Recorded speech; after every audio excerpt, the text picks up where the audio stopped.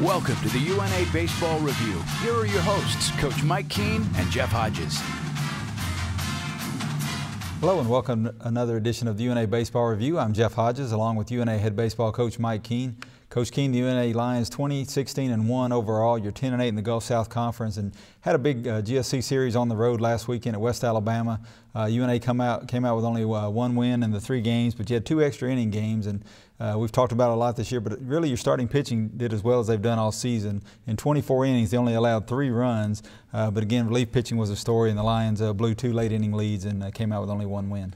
Yeah, it was obviously disappointing. We knew going in that West Alabama had a very good pitching staff. We felt it was going to be close ball games, and I guess what was the most disappointing thing is you got the starting pitching you wanted. We actually took leads late into the game, and then once we took that lead, and then the pitch count of the starters got kind of high, so we went to the bullpen. Then obviously it didn't work out, and the first loss was kind of, again, another devastating loss for us because we felt we had the game won and it was taken away from us. But I was, real proud of how Michael Watkins really came out and battled in the second game. In the opening game, UNA lost 3-2. It went 10 innings. You had a 2-1 lead in the top of the 10th. Chad Bonner done a great job to that point, but West Alabama got 2 runs in the bottom of the 10th to pull that one out.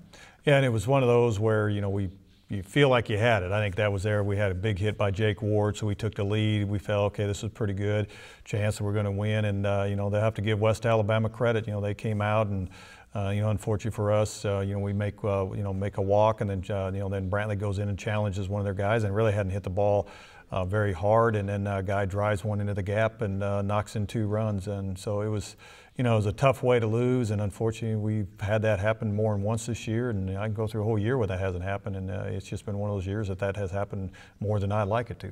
And as he's done many times this season, Michael Watkins gave you a bounce back in game 2, the 7-inning game. It went extra innings too, an 8-inning game, but Michael stayed in there for the complete game. His 5th of the season, which leads the Gulf South Conference, but UNA got a big 2-1 win in that one. Yeah, it was kind of going the same way. Both guys pitching well.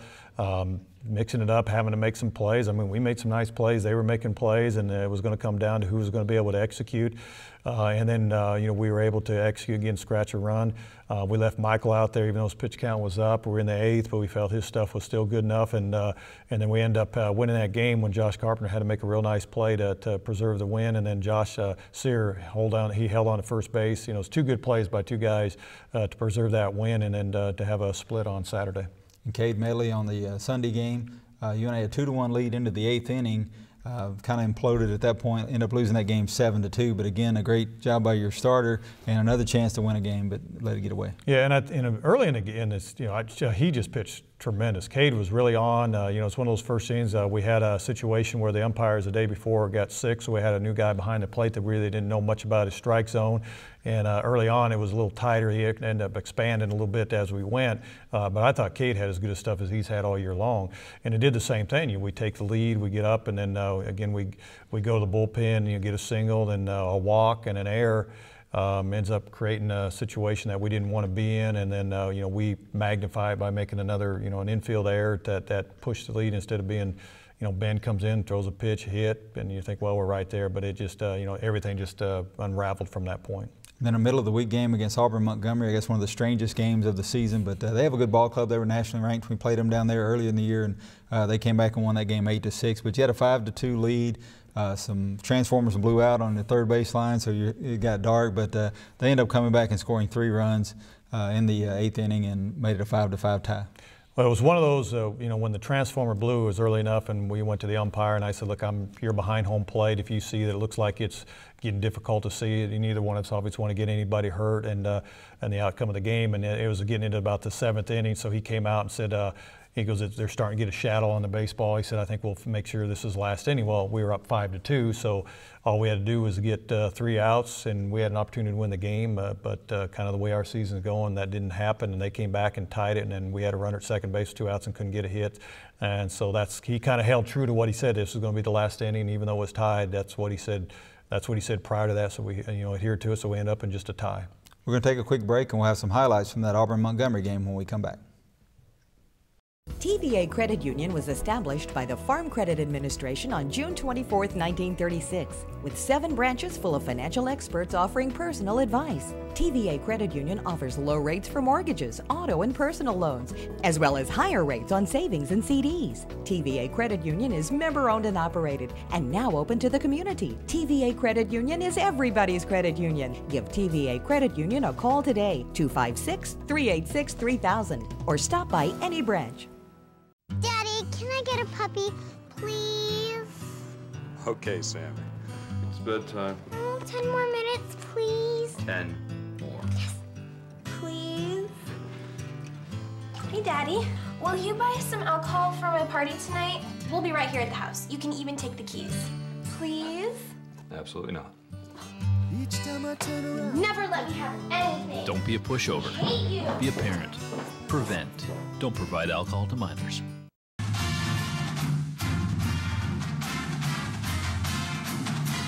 Welcome back to the UNA Baseball Review. It's time now for our highlight segment. Our game this week is the Auburn-Montgomery game on Wednesday. UNA and AUM tied that one 5-5, and again a game where AUM got an early lead. The Lions came back, took a 5-2 lead, but in the end it's going to end up a 5-5 tie. Right, and we had Riley Sanderson, who's a redshirt freshman. There's a nice play by Josh Carpenter. Has really pitched very well for us this year. After coming off last year, had just a little bit of a surgery. You can see he's got good stuff, mixing up like he has been all year, and you know they're getting the ground balls. And you know, like I said, AUM's having a good year. They always do a good quality, very good job. QV Lowe does a good job of coaching. So we knew it was going to be a tough ball game, and I was looking real excited. You know, this time I thought Riley came back. He stayed under control. His last time he's rushing a little bit, so it was like most of our games, you never know what you're going to get. But I figured it was going to be another close ball game. And he's been probably your most consistent pitcher middle of the week. I mean, he's done a good job for you in 4 or 5 games this year. Right, and then there's a good pitch. You know, there's exactly what you talked about. You know, get the pitch in on his hands, and he does, and he's able to get a hit. So there's, you know, as long as you're locating and trying to execute, and they're getting it again, comes in on his hands, does a little check swing. Obviously, the guy a little bit, he was running pretty well, so we get it out. But again, there's 2 really good pitches on the hands, and he'll locate, and then he can use his breaking ball away. And you see he's got a little velocity on his pitches today, and real good location. Actually, that pitch is what we called a fastball on the outer half, and you can see he threw it exactly where we wanted to. So I thought that his location was good, and then you can see because he's got a little challenge, that guy really was fighting through the zone, and another good pitch, and it wasn't hit very hard, but it was just enough that you can see Flair and get in a run. So again, they had 2 hits that inning, and both of them were good pitches, and that's all you can do, just keep pitching, hit spots, and he obviously settled down, and they didn't score for quite a bit after this. And then there's probably the one that he get over the middle, probably get to the zone right there, but it ended up getting to the point where that was the only one he got up and they hit a little bit. So, but like I said, he's still going to battle. It's early in the game. 9-inning ball game, you know, usually 2-0. You know, usually got plenty of time to come back. And the unique thing about AUM's program, they began in 1986. QV's the only coach they've ever had, and he's won over 1,100 games. I mean, he's been there a long time, been very successful, and does a good job. Yeah, and QV's been into obviously a lot of transition periods. You know, it used to be when he was from coached and played some pro baseball, and so he always had kind of a power hitting team, and then. You know, now he's had to try to transition a little bit into the college game, and especially with the new bats, he talks about he kind of misses the day where you could sit there and sit back and watch him, you know, just swing the bat and score runs. And he's had, and again, they've done. You look how many stolen base they have. They bunt, they move. So he's had to adjust to the times also. The Lions going to the bottom of the 3rd, try to get the offense going here and get back in the ball game. Well, the guy on the mound was doing a good job of pitching. He was mixing, especially our right-hander. He's throwing a lot of off-speed pitches. You know, getting us in left-hander. Here we got a chance. The guy makes an error, so we finally get something going here. You know, again, around there, see what he had, got a runner at first base. But that was basically, we talked to our right-handed hitters, you got to hit the ball to right field. If we're going to have a chance to win, you got to hit it the opposite field because he's throwing everything away. Now he gets misses on a pitch, and then we're moving things up. And this is an inning where, you know, that's what I was really pleased. We had Josh Doyle steps up and, you know, hits one the other way. Right there, exactly what we just asked you at the end. That's what we taught. So he gets in there, hits in there. That's what knocks in the first run. Take advantage of the air. We get in there, and there's a chance to slide, play, get to the plate. Now, the on-deck batter needs to be in a better position than that to let him know what's going on. And again, as you're rounding, always round and run as hard as you can. Don't assume it's going to be an easy play. You got to run hard. Almost got us in there and had a chance to throw us out. And then, of course, Josh is obviously our best base stealer, and they will get a chance to put him in scoring position. And also lucky nobody got hurt in that collision at home plate because it was pretty hard. You know, there's Josh Sear, who's obviously just leads us in walks. I thought he's been so much more patient this year. doing what he needs to do, leading us in RBIs like he has the last couple of years. And again, Dylan Boston sits back again on the breaking ball. So there was really the inning what we talked about we weren't doing early in the year. He hits that ball hard enough where it was kind of, we didn't know if he was going to catch it. So obviously Josh didn't get a great jump. Throw was coming in, so we didn't score the run. So now we got to continue to do something to try to keep it going. We load the bases, keep putting the pressure on them. Then they'll get a good job of getting a base run. That was Will Dennis. I moved him up in the midweek games. He's hit very well for us, been patient like that, so I moved him up in the 5-hole. You see he's very patient, and we run, and then able to get right back into the game. And here's battling there, pitch. Misses there, we're able to score, gets by. And Josh is not one of the fastest guy, but a really good read right there. That's where he had good momentum to the plate, read the ball, and we're able to score. Now we got the lead. So after being behind, we're back, and we should get a chance to hopefully hold this lead. And you got a key hit that inning. You got a couple of walks, but also they helped you a little bit with an error, pass ball, a wild pitch, but you were able to take advantage of that. And here's, they come back out, and like all good teams, they're going to keep putting the pressure on. They had a guy at second, was able to try to bunt him over, and when they did, they decided to do a slash, and we're able to get the fly ball. Now puts pressure there, and you see that pitch is right there. He comes in there and throws a real good location. So now he gets a strikeout after the pop-up, and you can see that he's still pitching really well. So again, a chance to pitch, gets a pitch there, a little bit in on his hands again, a soft liner. We're out of the inning and minimize the damage. So good job of Riley pitching out a little bit of a jam. Lions up 3-2, going to add to that lead here in the 4th. We got a little help. That was one this inning. Then they started, hit a ball decent here. We've been talking about working Matthew going in the middle, and you see the guy just completely misplayed that, let him eat him up, and the ball get by him. And so again, we got to air now. We need to take advantage of it, and we do. But that's something like a lot of the guys you got to be able to stay inside and hit. And you got Taylor up here, Bonifazio. Gets a pitch there again. One thing about Terry, he's very patient. He's going to try to get away, on base. Now said we get a second base, moves over, so now we got first and second. And get a pitch over there. Don't try too much. Again, goes over his glove. Gets another break there. Didn't really get to the ball, the defensive play. So again, Josh hitting a ground ball, which for Doyle, that's we talked about keeping the ball up the middle and getting ground balls. But then we get a chance to 4-2, and hopefully we keep expanding. And Andrew's really been swinging the bat. He just hadn't got a chance to get a lot of hits even at him. And again, that's what we've been talking. He goes up the middle, huge hit there, and we figure, okay, that's pretty good. Now we're up 5-2, get a little bit more of a cushion, and hopefully we can continue to expand. And they kind of settle down, change pitchers, and kind of keep it as is for quite a while. And the shortstop laying out there, you kind of expected him to make the play because it seemed like everybody we played, their shortstop and third baseman were just making unbelievable defensive plays against us. But able to get that one through. And then again, Riley's still coming out here, and Riley, we kind of know where he is midweek when he starts getting his pitch count up. So we were kind of monitoring where we are, and they're coming around 3 times. But at this point, we felt it was over. He was well over, got up over the 80 pitches. They had these lefties that had coming up again. So we went with Brantley, and you can see Brantley comes out here, goes to lefties, gets the first guy strike out, gets the ground ball. Get us out of the inning, and that's what we exactly wanted Brantley to do, to push us into the 7th inning. So he gets out of the 6th. We figure Brantley can at least go through the 7th, and then we're going to obviously need to go to the bullpen in the 8th and 9th. And again, Brantley gets in on his hands, and you're coming in, getting the fly ball, pop up here, and you kind of see a little bit now. You can see where the lights have been on. You can kind of see where it's getting a little. You can see how dark it is, kind of getting towards home plate. And this is when it started to become a little bit of a factor. And again, Brantley breaking down, getting some pitches, mixing it up. And this is just another tremendous play by Andrew Allen. That's a great play. Comes over there, comes into that play, goes right next to the tarp, and there's not a lot of balls. That's just an unbelievable play right there and effort. And like I've said last week, Andrew's probably the best defensive third baseman in the GSC, in my opinion. Of course, I'm a little biased, but that's just such a great play right there. And it's good to see 2 solid innings from Brantley there too. He's had a couple really good solid performances for you here of late. And the reason Brantley could have went, but obviously we got weekend games, so you can't go more than he was at about a 45 pitch count, so he's up to about 42. I felt kind of making a move, with our bullpen, like we've been talking, a little up and down. Morgan was in early in the year, obviously has one of the better arms. I thought, well, the lights are a little bit dim. Bring him in, let him throw his velocity. First guy gets out. Again, he's not able to find and locate his fastball, so exactly what we don't need here is a walk. So I talked to him and tried to settle him down. But then what happens is we get another walk, and we had a play in there actually where a guy stole, let the ball get by us in the outfield, goes to third. So now we got first and third. So now they got their lefties back up. They had a bunch of lefties tonight. So we go to We go to Eric Wilson, and really, to be honest, that's not a bad pitch there to who he's thrown to. It was a guy we faced last year. We were going to go at him, so we challenged him, so give him credit. He does a good job of hitting. Now we're going to get here, which is we get the best, their top hitter was the #1 hitter, which is this guy. He's sitting over 400. He killed us last time down there. So he's a very good player, very good hitter. So I felt pretty good we could get him out. But again, what we need to do, and you see how dark it's getting in that corner. So what we felt, we were unable, we walked that guy, so we brought the right-hander, we bring in Ben Seabrook in there, he gets just a ground ball. I mean, just exactly what he did, and we just, it was one of those things where, we just misplayed it, and, the hop, backed up into the hop and take one step up, and, the ball game would have been over.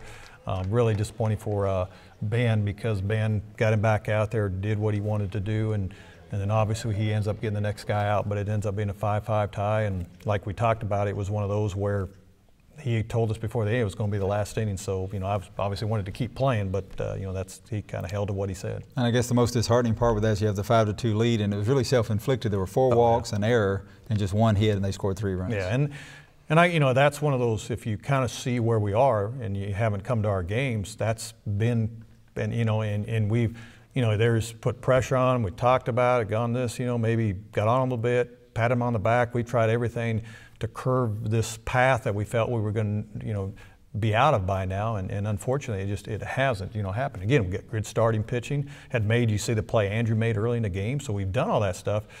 It's just like it's just one of those things. We create a bunch of stuff, and then then we have to make a play. That we put us in a position where we got to make a play, and then we were unable to do that. We'll take a break, and we'll have some player profiles for you when we come back. TNT Fireworks is proud to support the University of North Alabama and the Lion baseball team. Like the UNA baseball program, TNT Fireworks is committed to excellence. Our product, service, and teamwork are the reasons we are America's #1 selling fireworks brand. Check us out at TNTfireworks.com. And remember, if it's not TNT, it's not fireworks. TNT Fireworks encourages the entire Shoals area to support head coach Mike Keene and his UNA Lions by attending a game at Mike D. Lane Field. Roar Lions! He is the most interesting man in the Shoals. He is an artist, a writer, a philosopher, a historian, musician, astronomer, wine connoisseur, environmentalist, Peace Prize recipient. When he speaks, people hang on each and every word, especially the verbs. His personality is so magnetic that he cannot carry credit cards. It is said that once he taught a German shepherd how to bark in Spanish and taught a horse to read his email. Someone recently asked him what he did for fun, and here is what he said. I don't eat out every day, but when I do, I eat at City Hardware because to me, it's the most interesting restaurant in the Shoals.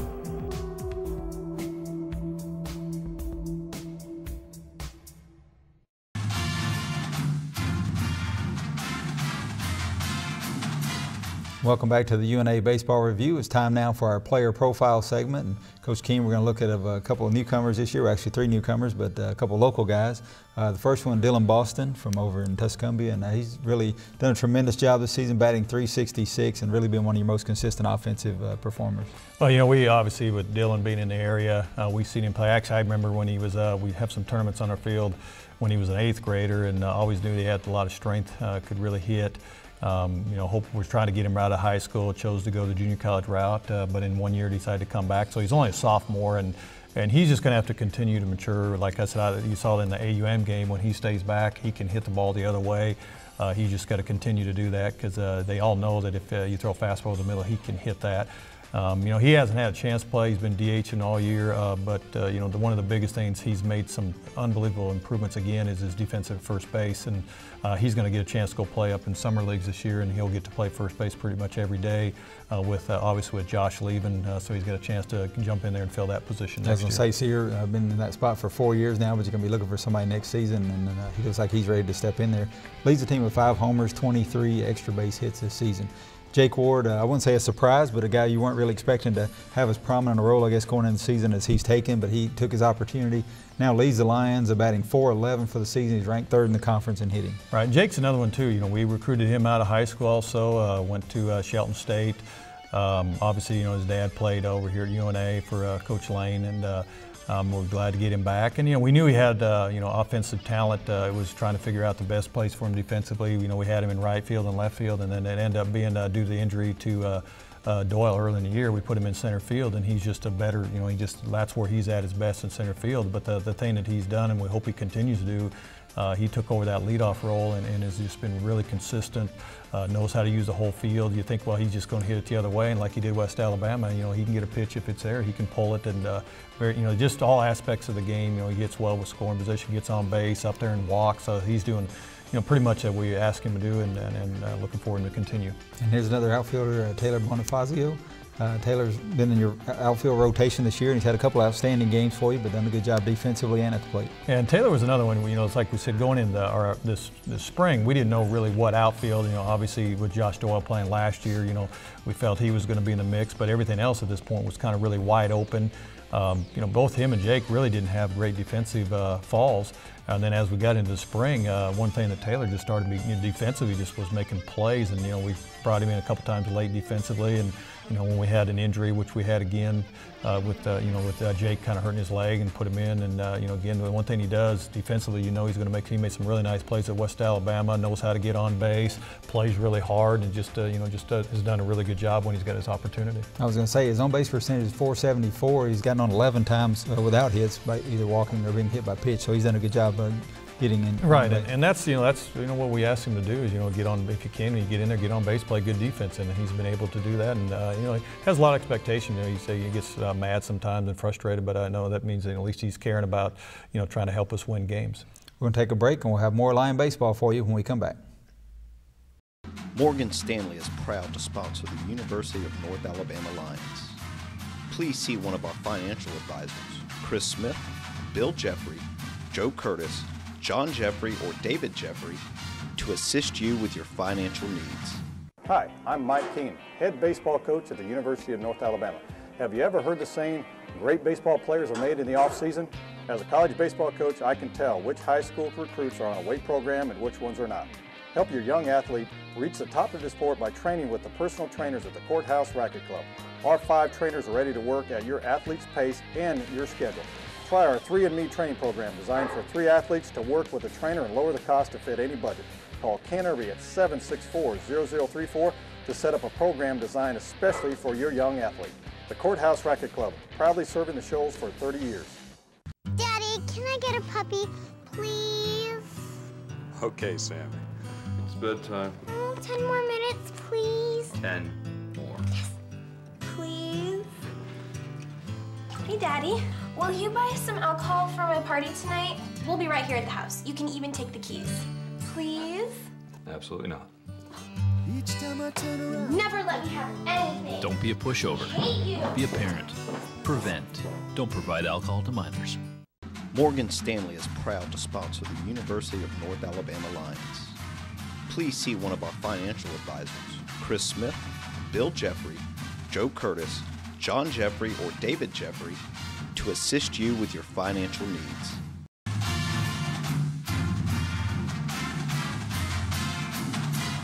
The Lions with the big Gulf South Conference Series this Saturday and Sunday against Valdosta State, and on Sunday at 1 o'clock we're going to be honoring the 6 senior members of the UNA baseball team, and it's a great group. If you have a chance, get out to Mike Lane Field. The ceremony will begin at 1 o'clock, but our first 2 guys, Josh Doyle and Michael Watkins, are 2-year players, but they've definitely played a big role for the Lions the last 2 years. Oh yeah, both of them have. Junior college transfers coming in. Josh Doyle coming. He was actually from Hartselle, was down at Pensacola College, and came in and obviously has good speed, good talent, can really run. And Michael Watkins is probably one of the unselfish guys. Came in as a dual guy, decided to switch him just to pitching after last year, pitched for us, and then this year obviously has just been tremendous for us. Just having a great year. And everybody knows the name Josh Sear. Of course, he's been your starting first baseman for 4 years, broken numerous records, and he's going to basically end up in the top 5 of every offensive category at UNA, but he'll be a guy you really miss. Yeah, it's, when we're able to get him as a freshman, and like I said, there's not a lot of freshmen that come in and be able to handle the pressures of playing every day. Obviously, he's been able to do that. Being around for 4 years, it is going to be a big challenge to, not have him in our lineup anymore. As I said, of the 6 seniors, 4 of them have been in our program 4+ years, and that just hasn't happened a lot. And we're going to mention the last 3, Drew Humphrey Andrew Allman, Chad Bonner, all 5-year guys for you, all from Florence. So that's very unique, but they've just played a tremendous role for you. Yeah, you know, Drew's, redshirted his first year, always had great speed, played quite a bit last year in the arena, in and out. He's been kind of the battling in and out of lineup through his career, but you always give us good effort, get an opportunity to play, does what we need him to do. It's just one of those things that he's been around. And I'm real proud that he's going to be graduating. That's part of what you want him to do when you get in here. Obviously with Andrew Allman the same way, redshirted and really bought his time. And then the last 2 years where he became the full-time starter last year, earned that. And has just been defensively for us, and now we moved him up into the 5-hole, so he's in a lot tighter role than he has in the past. But I think very good leader. And then obviously you can't say enough about Chad Bonner. He being an All-American last year. Could have easily not chosen to play this year, but decided to come back for another year and help us. And like I said, I always said he's glad he did. And I hope he continues to do well. I like us to score more runs for him so he can get a few more wins. But all those guys have really contributed a lot to the success over the last several years. And Chad, 29 career wins, the most in UNA history. He's also in the top 10 in Gulf South Conference history. So congratulations to that whole group of seniors. And again, if you have a chance to make it out to Mike Lane Field by 1 o'clock, we'll be honoring them then. Use the time we have remaining to talk about the Gulf South Conference race. The Lions tied for 4th right now with West Florida. 3 of the top 4 teams in the GSC are nationally ranked. So, but if you look at it, Delta State 12-2 in the conference, Alabama Huntsville 12-2. Both of UA's losses were to UNA. Delta 1 loss to UNA. So the Lions definitely a viable team because everybody's going to be in the Gulf South Conference tournament, and you'll have a chance to play your way into the NCAA tournament. Right, and that's really what we kind of looked at. The way this season obviously didn't go anything like what we were planning on it. So really our best next shot is to get into the GSC tournament. It has been a little bit different because when we lost to Arkansas schools, they won everybody plays everybody. So all teams get in. Anything can happen. And obviously with our starting pitching and the way it's been, if we can make plays, get some timely hitting, you never know what's going to happen. But obviously it'll be tough to any time in that length of 8 teams to try to win 4 or 5 games is tough. The Lions going to close out their homestand with a game against Montevallo on Wednesday at 6 o'clock, but then you can play your last several games on the road. You have to go to Christian Brothers, you can go to Freed-Hardeman for a non-conference game, and then at West Georgia. So you're really going to have to earn it these last few weeks. Right, and it's one of those things is, we kind of had where it looked like, hey, we're doing better on the road. And then like I said, the West Alabama, we had leads late. That's just the thing in baseball, getting that last bat is so important. It's got a big challenge. Hopefully we'll have our seniors, again, the way they play this weekend, get them out on a good note, finish at home with Montevallo. Then obviously we got to play well on the road. And if you want to go ahead and make preparations for that Gulf South Conference tournament, it's going to be May the 2nd through the 6th. It's up on the Gulf South Conference website now where you can go ahead and order tickets, make hotel reservations, those kind of things. But it's going to be at AT&T Field in Chattanooga. It's going to be a great setting for some college baseball. Yeah, it was, we were real excited. Of course, last year in Rome, Georgia, and that minor league field was great. And then when they couldn't work out a deal with them because of the minor league schedule. Then when, Commissioner Salant mentioned about Chattanooga Lookouts, and Chattanooga's a great location. If you've ever been there, it's a great place, a lot of stuff to do, great ballpark. We're looking forward to it. It's a great venue for our players. And you've had great success in the Gulf South Conference tournament the last 2 or 3 years. The Lions won several games and put themselves right in the mix. There's no reason to expect that we can't do that again this year. Yeah, well, it'll be a big challenge. We're going to have to overcome some of the things that we're not doing very good, and then just a kind of new season, it's 0-0, and then get in there and play well. And like I said, the Montevallo game on Wednesday, a team we've already faced twice this year, a tough opponent. That'll be our final home game at 6 o'clock. Yeah, it's Montevallo's having a tremendous year. They really keep going up and high in the polls. They're finding ways to win, so it'll be a very tough last home game. Thanks for being with us again this week. Hope to see you next week. Thank you for watching the UNA Baseball Review. Please join us again next Sunday at 11:30.